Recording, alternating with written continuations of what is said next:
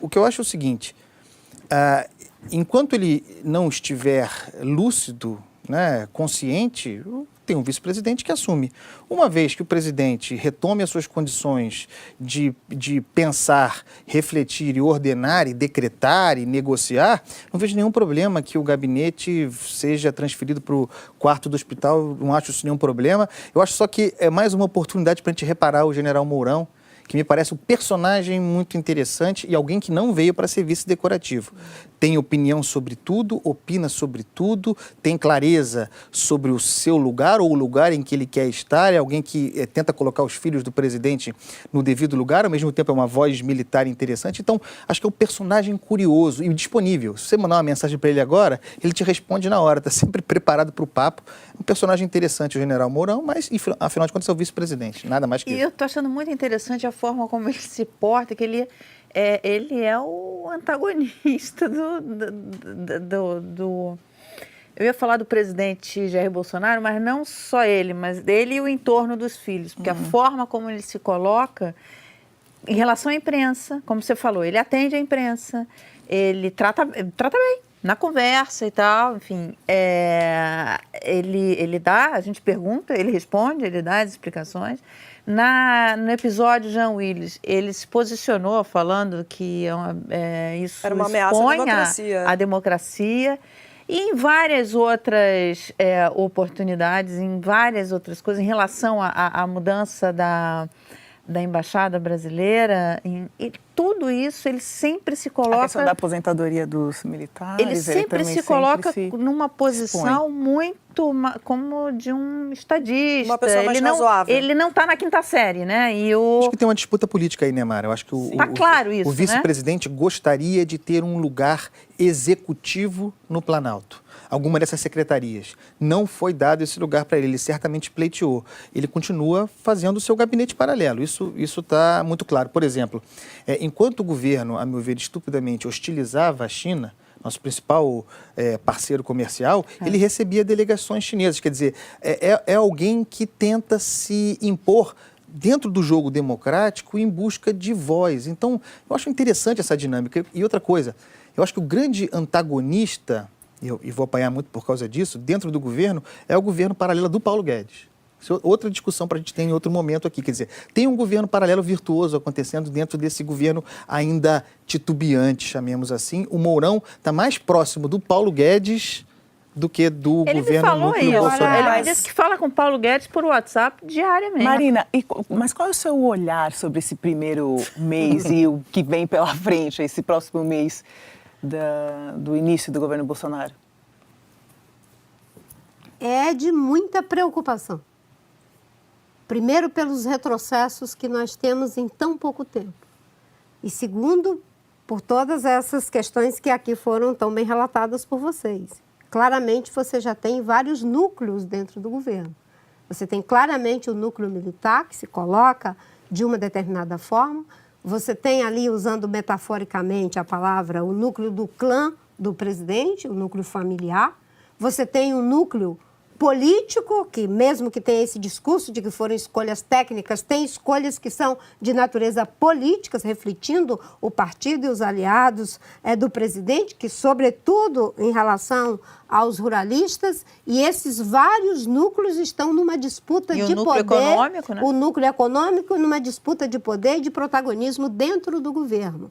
Se isso vai ao fratricídio interno, é muito preocupante do ponto de vista dos interesses da sociedade. E mais ainda, quando você faz o diagnóstico de que o vice-presidente e o super-ministro da Economia estão muito mais próximos do que com o presidente, isso é algo que é revelador em menos de um mês. Então, governar um país é você ter capacidade de manejar as diferentes competências políticas, diferentes competências técnicas e liderar o processo. Tanto é que eu sempre dizia, o Brasil, para presidi-lo, não precisa de ter nem um gerente, nem sei lá o quê. Precisa de alguém que tem visão estratégica. O presidencialismo de coalizão, que chegou ao presidencialismo de degradação, né, tinha na figura do Fernando Henrique, concorde com ele ou não, alguém que tinha capacidade de liderança, certo? Na figura do Lula, concorde com ele ou não, capacidade de liderança. A Dilma vem e aí não tinha capacidade de liderança própria, de manejar toda essa complexidade, e aconteceu o que aconteceu. Em um mês de governo, nós já estamos vendo aí uma situação que leva a muitas preocupações, além do mérito na questão social, na questão dos direitos humanos, os retrocessos na área ambiental, em relação à questão indígena, todos os problemas que já estão configurados. Senadora, mas ainda é um mês de governo. Deixa eu fazer uma pergunta, provocação, me permita. No governo Lula, que tinha liderança, a senhora não constituiu também uma espécie de núcleo? A senhora não teve em determinado momento isolada na luta que representava? A diferença é que eu não era presidente da República. O presidente mas o Lula, como é que o Lula geriu isso? Ele tinha capacidade, como eu disse, geriu de bem? Liderar e manejar as diferentes disputas. Mas ele geriu bem essa disputa? Dentro do governo. Do ponto de vista da questão ética, com certeza não. Senão não teríamos o que aconteceu com o Mensalão, com o Petrolão. Mas, do ponto de vista do presidencialismo de coalizão, tanto ele como o Fernando Henrique, eles conseguiram liderar. E olha que tivemos 2 escândalos. Eu saí do governo em 2000 e saí do Ministério em 2008 e saí do Partido dos Trabalhadores em 2009. Mas já tinha mensalão é de 2005. Em relação, sim, já tinha discordâncias em relação ao que eu fui vendo. Saí em 2009. Agora, o governo Bolsonaro está apenas com um mês. O que eu estou dizendo é a capacidade de você ter visão estratégica, de independente das situações diversas que você tem, né, você liderar o processo.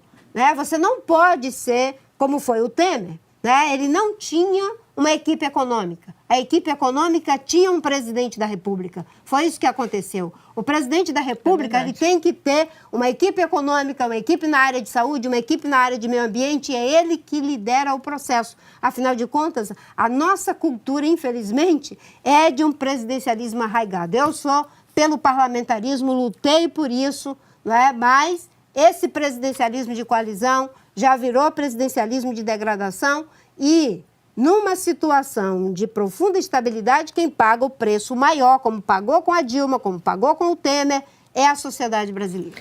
Andréa, você não acha que o presidente, ele, e principalmente o clã Bolsonaro ali, os filhos, eles cometem um erro quando eles colocam tanto o Mourão quanto o Guedes, ao invés, por exemplo, de atrair, o presidente poderia ter um grande aliado se atraísse o Mourão para participar efetivamente, que é o que ele quer. O Carlos, se eu não me engano, colocou no Twitter que agora estão dizendo que o mérito é do Paulo Guedes, a questão econômica, do dólar está caindo, da bolsa está subindo e tal, quer dizer... Foi o Eduardo Bolsonaro, ele fez, foi o Eduardo? Ele fez alguma... Falou, todo mundo falava que meu pai não entendia nada de economia, quer dizer, e agora a bolsa está subindo. Daí a reação foi, mas era o seu pai que dizia que não entendia nada de economia. O ministro da Economia foi o pai dele que escolheu. Que bom que ele... Eu acho que tem um choque contratado para médio e longo prazo entre o que eu chamo de nacional desenvolvimentismo, né? Bolsonarista, que é o núcleo fundamental, formador da sua existência política, e o núcleo mais recente, que se juntou até do ponto de vista oportunista, mas com efeitos práticos, dos economistas liberais, da equipe econômica. Esse choque me parece contratado para acontecer em médio e longo prazo.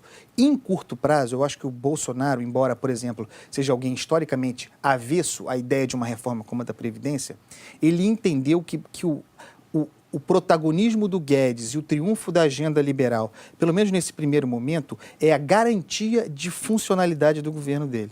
É uma relação utilitária mesmo. Fazer a reforma da Previdência, diminuir a pressão fiscal, retomar capacidade de investimento próprio e credibilidade para receber investimentos internacionais, dá chancela, lastro, fôlego para o governo que tem um desenho claramente desenvolvimentista na área de infraestrutura. Então, acho que tem uma relação aí contratada para um desgaste em médio e longo prazo, mas que nesse primeiro momento, E aí tem uma coisa curiosa. Se nesse primeiro momento agora, por exemplo, no primeiro semestre, mas em 2019, a reforma da Previdência, entre outras, for votada e aprovada, esse pessoal vai poder ficar brincando de ideologia no parquinho durante 10 anos. É verdade. Bom, a gente teria tantos assuntos mais para fazer falar. Um último comentário aqui sobre hoje, essa questão do Mourão. claro. Eu acho, na verdade, que existe sim uma pressa em retomar as funções ali em 48 horas, porque eu acho que o Mourão está, de fato, causando um desconforto. Justamente por conta desses posicionamentos que ele teve, dessas declarações que ele deu quando o Bolsonaro não estava e quando também estava no poder. Porque, assim, fazer uma cirurgia do tamanho que ele vai fazer, eu acabei de operar o joelho. Fiquei uma semana tomando tanto remédio que você fica, a única coisa que você quer é dormir. Então, assim, 48 horas para reassumir simples, né, a presidência com tanta coisa para ser decidida, eu acho que é um recado.